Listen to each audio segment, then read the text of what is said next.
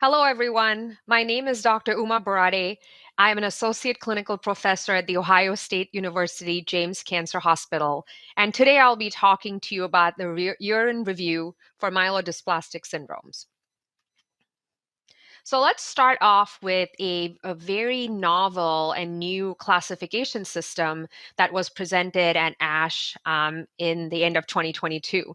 And I think we all are very familiar with using both the IPSS and the IPSSR classification systems when we see an MDS patient in our clinics to let the patient know what category they fall in and what their prognosis is. So this new system is called the IPSS-M, and M stands for molecular. What the group that presented this study did is they looked at 2,500 MDS patients and they incorporated not just the cytogenetic abnormalities, but also the molecular mutations that we know are commonly seen in our myelodysplastic patients, and then generated different scores to classify these patients into much more, I think, neater categories that then correlated better with prognosis than we've able to do with the IPSSR, which, as you all know, does not incorporate molecular mutations. So if you look at the slide in front of you, you can see that there's a bell curve, there's your average patient in the middle, and then you have patient scores that go from very low all the way to very high. And you can see that if there's a change in the score by 1, the patient has double the risk of progression of poor survival, as opposed to if the score is lower by -1, then it's half the risk of that average patient that you see right in the middle. And again, you can see on the slide these categories broke out really well in terms of leukemia, transformation to leukemia or leukemia-free survival, as well as overall survival, which was much more discrete than the previous IPSSR because of the incorporation of these molecular mutations. So to summarize this new classification system, it has a large cohort of patients that profiled very closely. They had a validation cohort, and they saw that the TP53 multi-hit, FLT3 mutations, and the MLL-PTD mutations were really identified as the top genetic predictors clinically for us that see these patients. This prognostic discrimination was improved across all clinical endpoints compared to previous versions. So next, I want to talk about lower risk MDS. And I want to discuss specifically some trials that maybe address the point of, do our interventions in this population actually impact patient outcomes? Traditionally, the mantra has been, these are patients that you support, you provide supportive care, these patients do well for a long time, and you're not really impacting survival necessarily with some of your supportive care measures in these patients. So let's talk about this study presented at EHA 2022, which addressed a really important question. When is the optimal time to start erythropoietin stimulating agents or ESAs? Is it based on the hemoglobin threshold and need for transfusions, or do we actually intervene before a patient is transfusion dependent? Again, think of the patient in your clinic, they're anemic, they have MDS, maybe their hemoglobin's 10, maybe it's 9. You wait for the hemoglobin to drop to 8 and below, and for them to start needing transfusions before you intervene. So in this study, the patients that were enrolled had lower risk MDS, had a hemoglobin less than 10, and they had comparable propensity scores for analysis to estimate the effects of these ESAs. And what they really looked at was what is beneficial to the patient before, to see if ESA treatment is beneficial to the patient before transfusion dependence in terms of quality of life, but also in terms of outcomes. So as you can see on this slide, there's a clear survival advantage to the ESA treated group when the patients were initiated on treatment before they became transfusion dependent compared to those patients that were transfusion dependent. They also, and not shown on the slide, but those patients also endorsed a much better quality of life when they were initiated with ESAs before than later when they were already needing transfusions. In follow-up to this, I also wanted to discuss the long-term follow-up data from the Medalist trial. Again, this might be a trial that you are familiar with. We're now using luspatercept in the clinic, and the Medalist trial was really evaluating the efficacy of luspatercept as opposed to placebo. And they focused on low-risk MDS patients, patients who had become intolerant or unresponsive to ESAs. And then obviously they also focused on patients with ring sideroblasts and patients with SF3B1 mutations. And as just a quick reminder, the trial randomized patients 2-to-1 to luspatercept versus placebo. Luspatercept was started at the dose, as you can see on the slide, and then escalated, as is now noted in the package insert. And then the patients entered a long-term follow-up study where they continued to get the same treatment as they got on the study, including placebo. So they weren't really allowed to cross over unless they had a clinical benefit. So these patients continued to be followed for almost up to 3 years, or some patients even up to 5 years, depending on the response.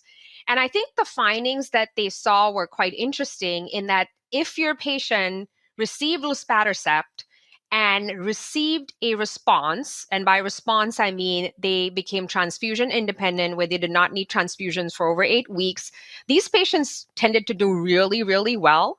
And they tended to maintain the response with a median time of response of over 80 weeks. And this is compared to patients that obviously either got placebo or did not have a response.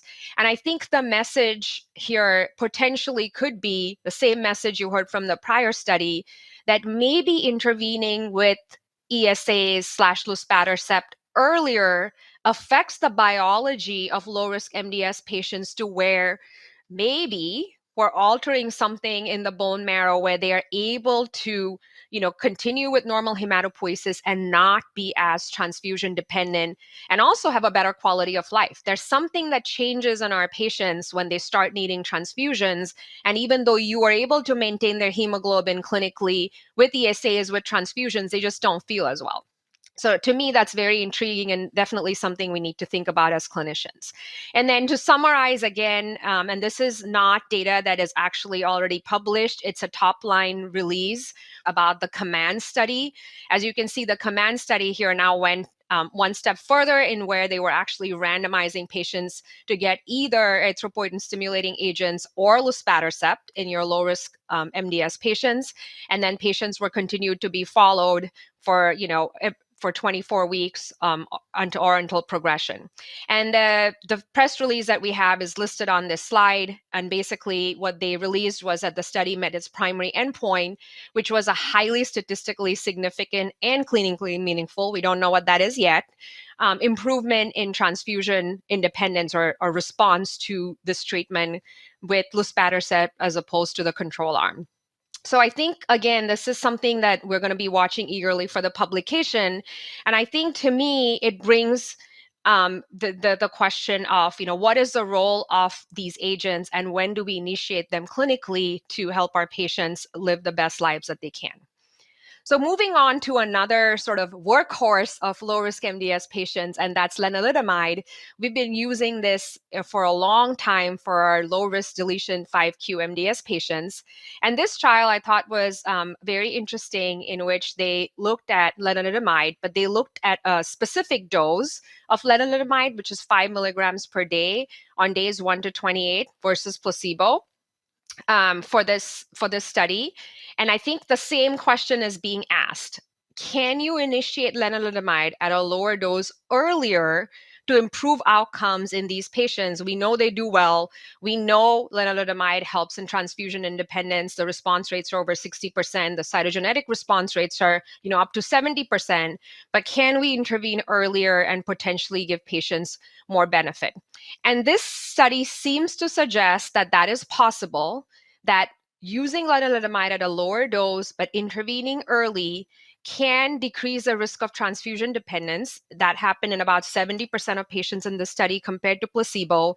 They did look like they were achieving some erythroid and cytogenetic response. There was no sign of clonal evolution. This is a big concern. We know lenalidomide maintenance in multiple myeloma and other diseases can lead to secondary AML. So people are obviously waiting eagerly for long-term follow-up to make sure that doesn't happen. And then the side effects of initiating lenalidomide early, as we know, is neutropenia. And this study suggests that neutropenia was not clinically significant. So I think this is something that we really want to look forward to the analyses.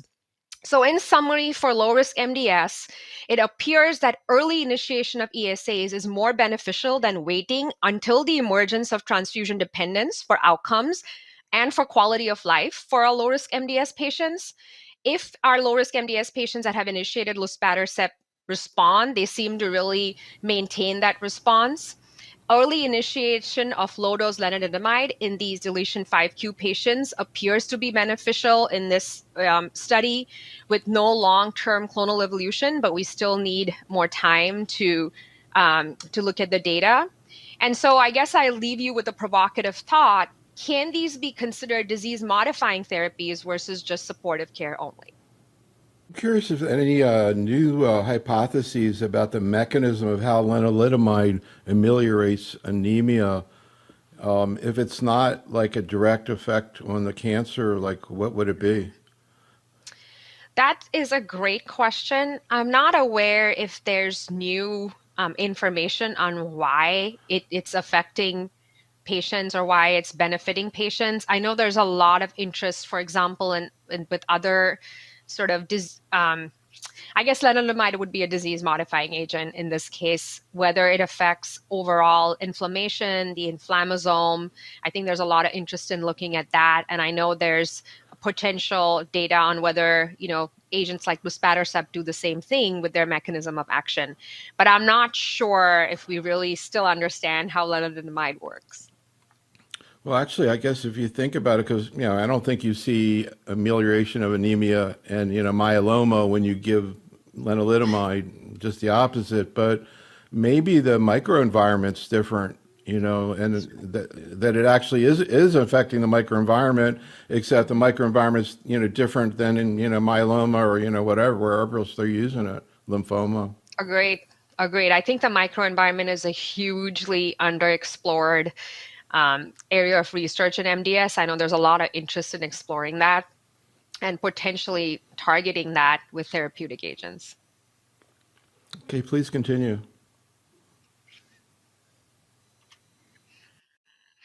Next, I wanted to address the use of hypomethylating agents in low-risk MDS. I know clinically, when I see a low-risk MDS patient, they're not responding to ESAs or luspatercept.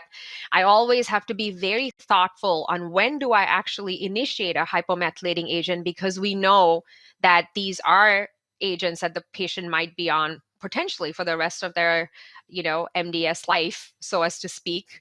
And so I think understanding the data on what these agents do and how helpful they may be in the low risk MDS population is very important.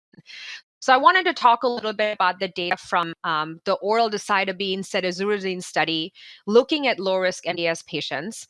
And this study specifically, again, was looking at what is the optimal dose of this oral DEC-C, which, as you know, is decitabine cedazuridine, and it is equivalent to the IV formulation as shown in the phase 3 study.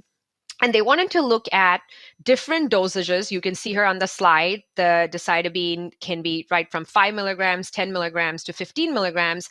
But they also wanted to look at different schedules to see what dose and schedule would actually be the most beneficial in the low risk MDS patients. This is a phase 1 study, so this was not designed to look at efficacy, but we always get a few clues when we look at these type of studies.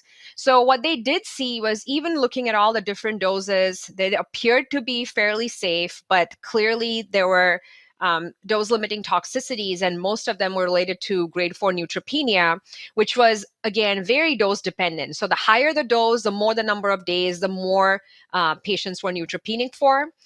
They did see responses. There were hematological improvements, and there were signs of transfusion independence. And based on this phase 1 study, they determined that the 5-day schedule with the dose of 10 milligrams of DEC-C with 100 milligrams of cedazuridine was actually the best to move forward. And it is now moving forward in a randomized phase 2 study, comparing it to the 3-day regimen of 35 milligrams of DEC-C. So is it better to have a lower dose for 5 days, or do we go higher up on the dose of decitabine for 3 days? And this is, I think, a study that will be helpful because our patients don't like to take too much treatment. So if they have to be on this for, maybe several months or years, maybe the 3-day schedule would actually be better, but we don't know until we get the results of that study. So moving forward with high-risk MDS and the therapeutic advances, I think all of us are excited because we all have had one or maybe two therapies for these patients in the last decade or so, and that's either azacitidine or decitabine.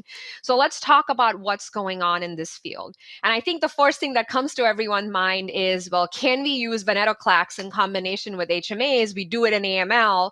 It's a natural sort of transition to do it in MDS and see how that works. So let's talk about what's going on in MDS and CMML with the combination of HMAs and venetoclax.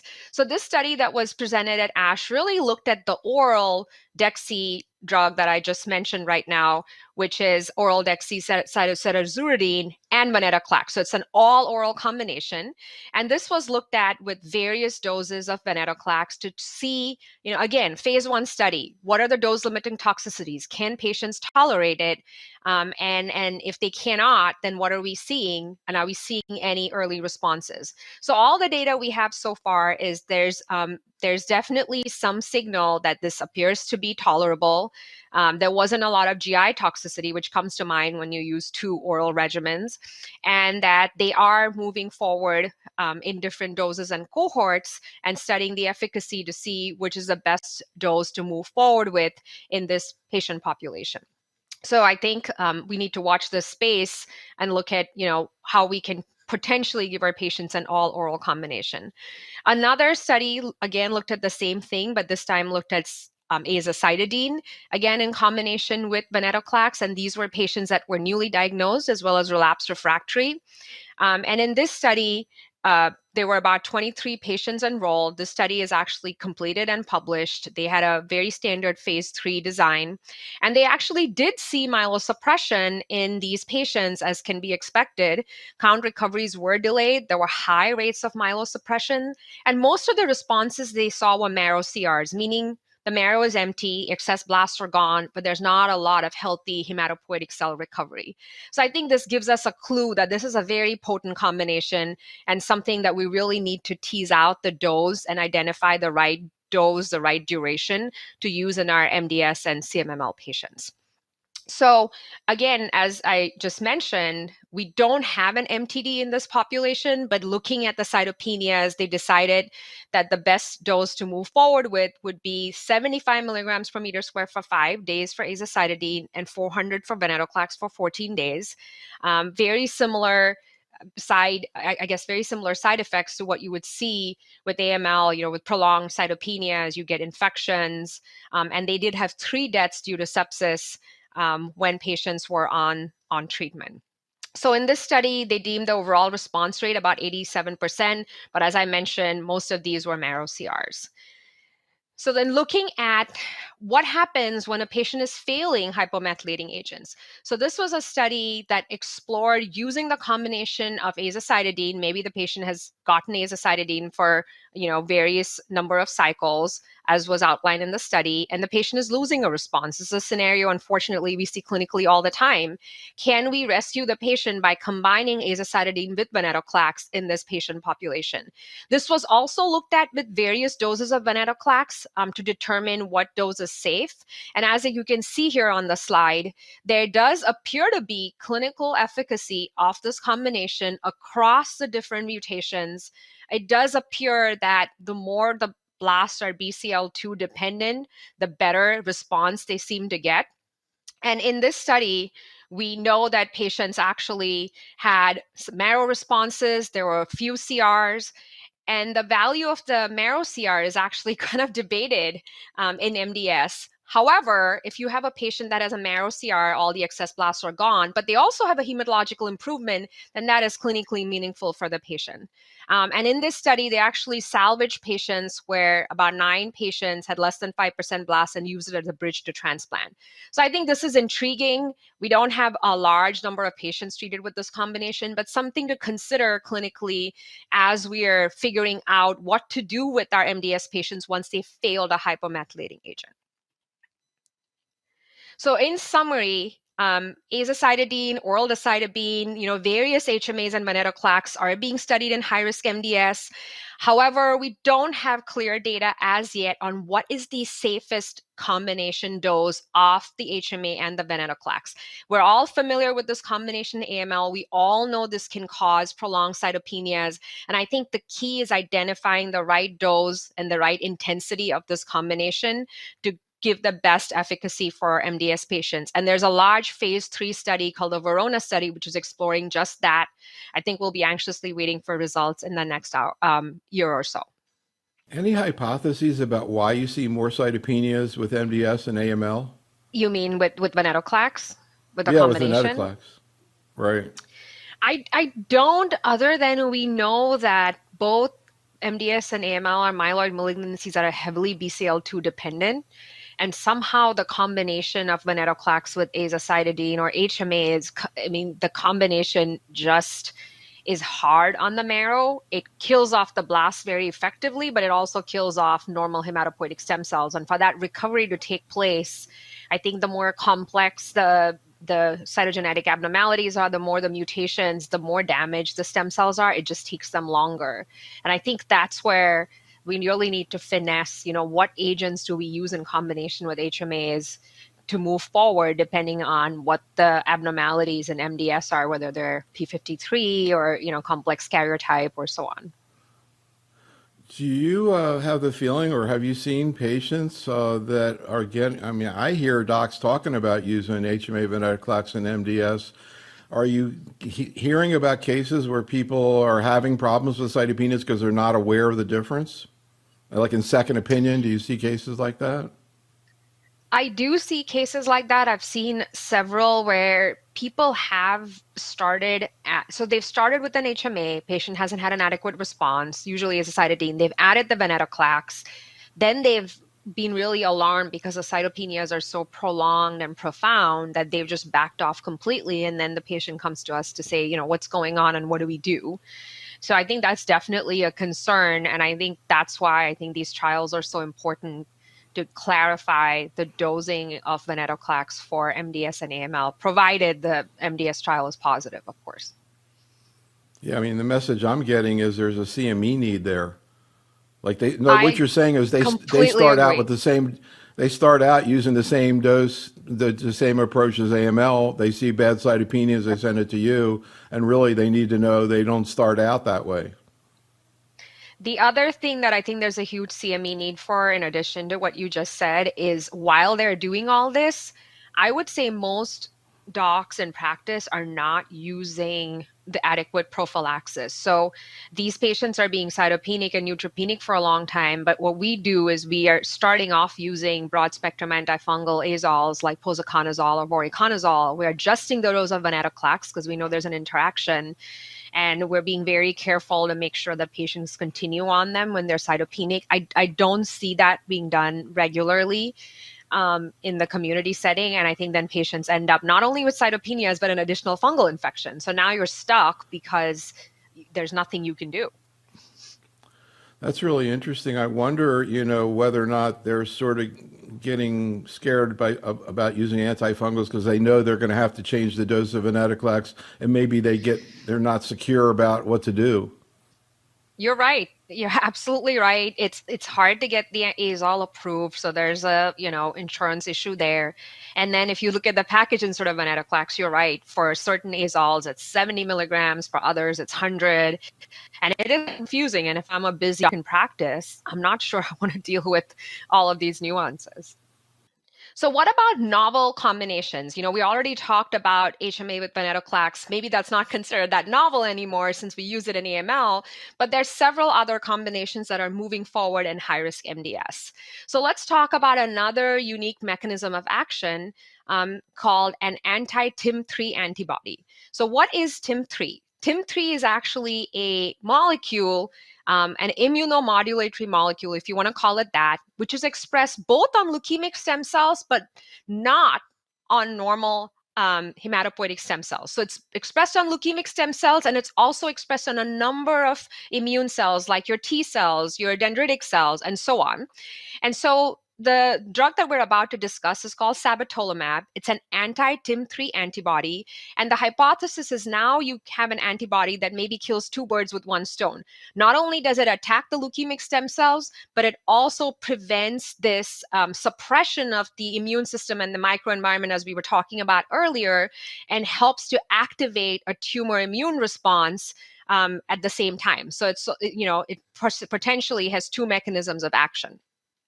So we do have data that was presented at ASH for a randomized phase 2 double-blind study looking at sabatolimab, and it was dosed every 2 weeks at the dose, as you can see on the slides, on day 8 and day 22, in combination with decitabine or azacitidine compared to placebo.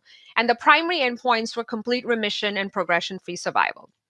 So what we saw in the presentation by Dr. Zaidan and colleagues at ASH is this study actually did not meet its primary endpoint for CR or for progression-free survival, but there seems to be a signal that there might be some benefit to this combination compared to azacitidine or decitabine plus placebo. And you can see the hazard ratios here. You can see the sort of separation of curves.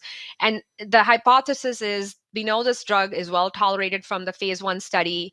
Maybe patients, have to be on it for a certain period of time to derive the benefit. And maybe that is the key to treating MDS patients in general. We need to keep them on active treatments for as long as possible for them to get a clinical benefit.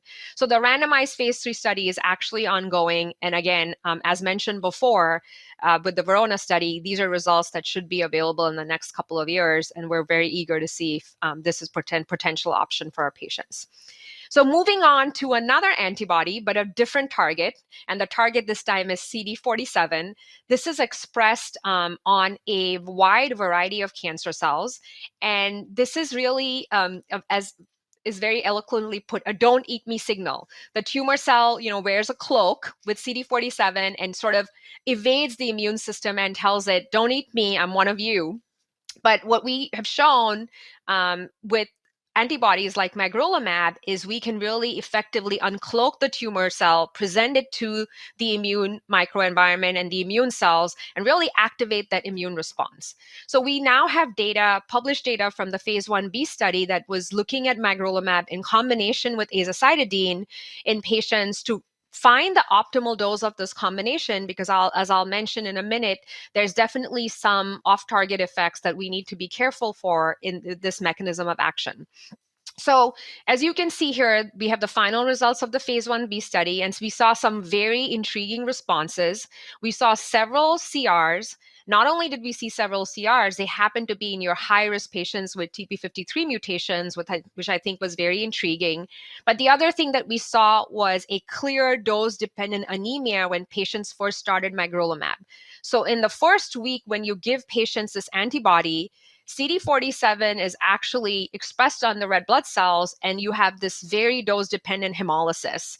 And you can see the hemoglobin levels drop pretty dramatically in the first couple of weeks. And over time, as these old red blood cells get cleared, and the body is able to produce normal red blood cells, you can see the hemoglobin slowly improve. But this is important to note because you can have drops of up to 2 grams in the hemoglobin in the first couple of weeks. And so the dose that is moving forward has initiated a priming dose in the magrolimab study.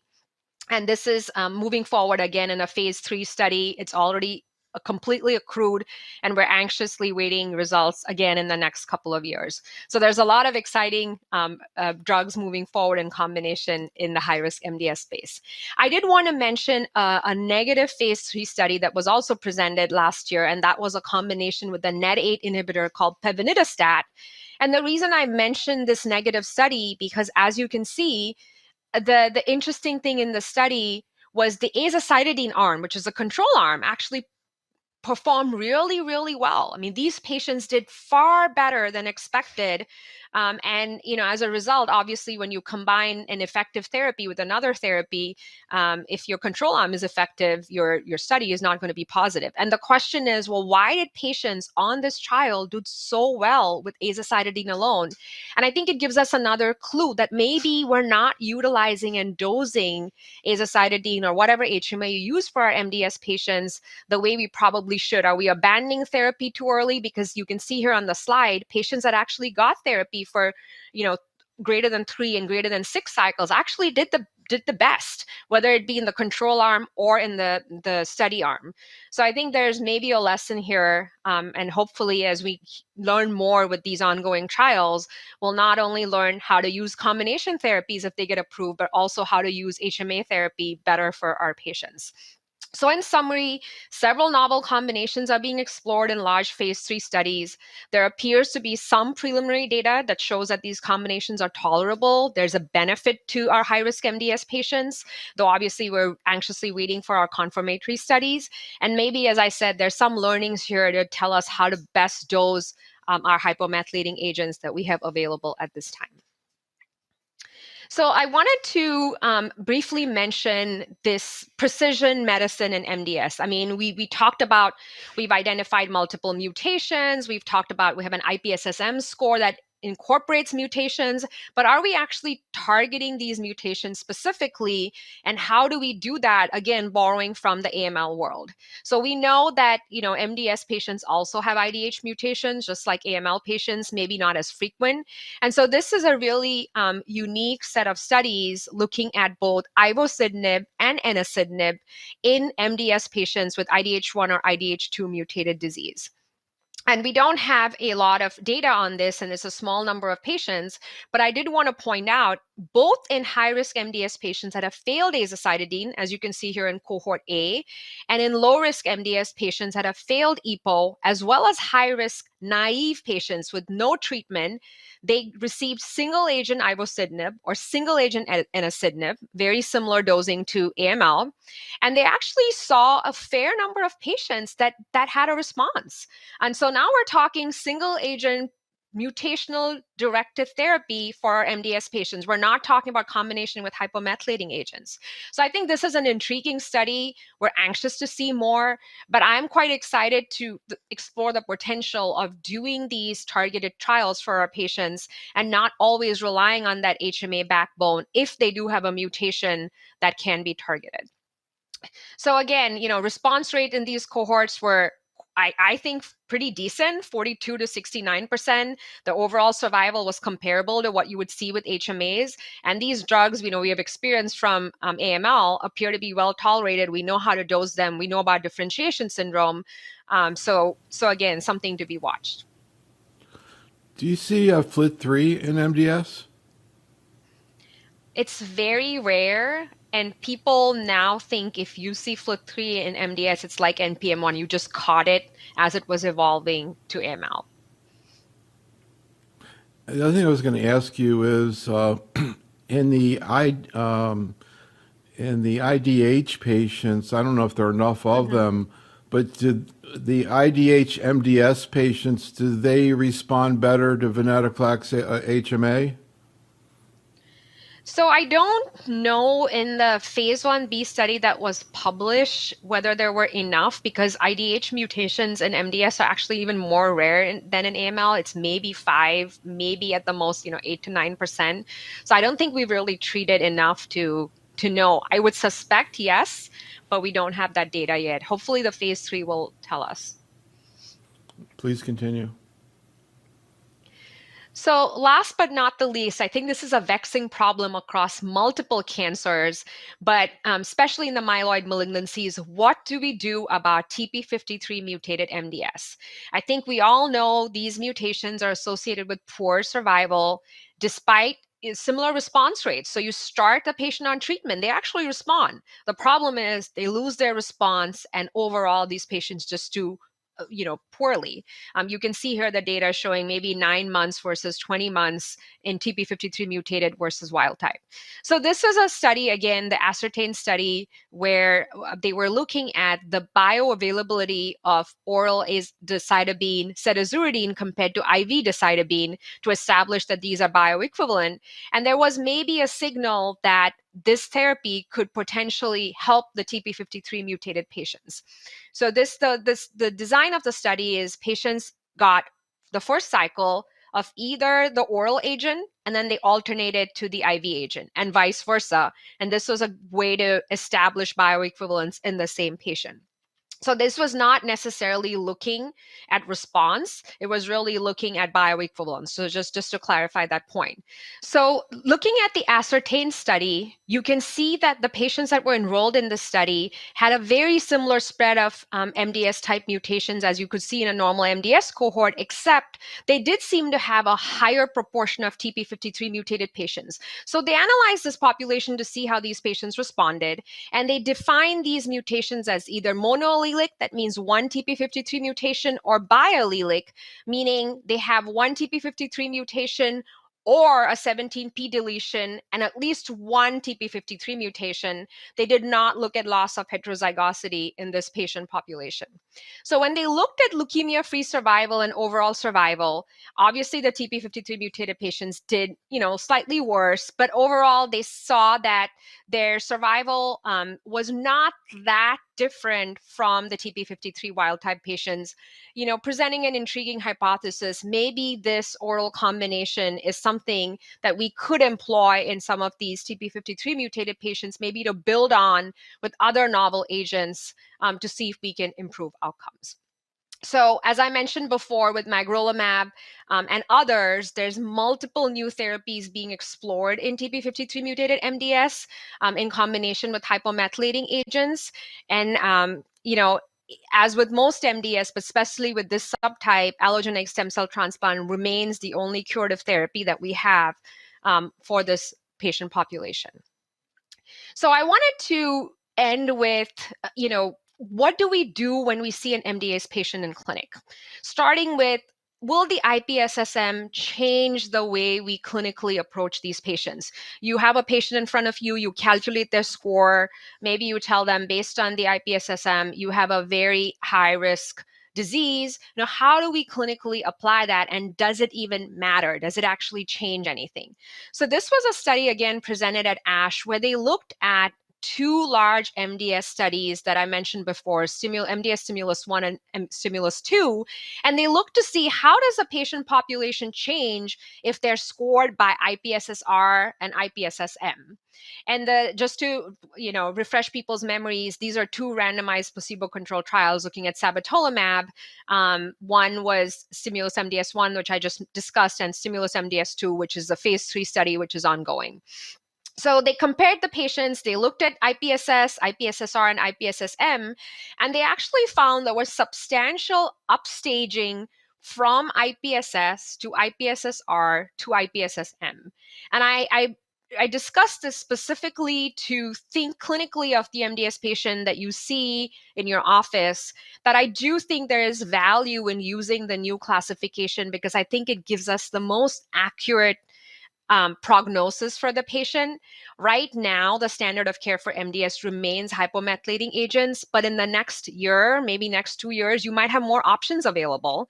And then you may decide based on the scoring system you use how to treat this patient right from the get-go. Are you going to start with ESAs? Are you starting with hypomethylating agents? Or are you starting with a combination of hypomethylating agents plus Y once we have data from these large phase 3 studies? So I wanted to summarize this by saying, as the IPSSM becomes more clinically utilized, we are incorporating this mutational data to stratify our patients. And I think this will change how we treat and counsel our patients, both in the low risk and high risk MDS setting, especially if you're now going to upstage your low risk patients.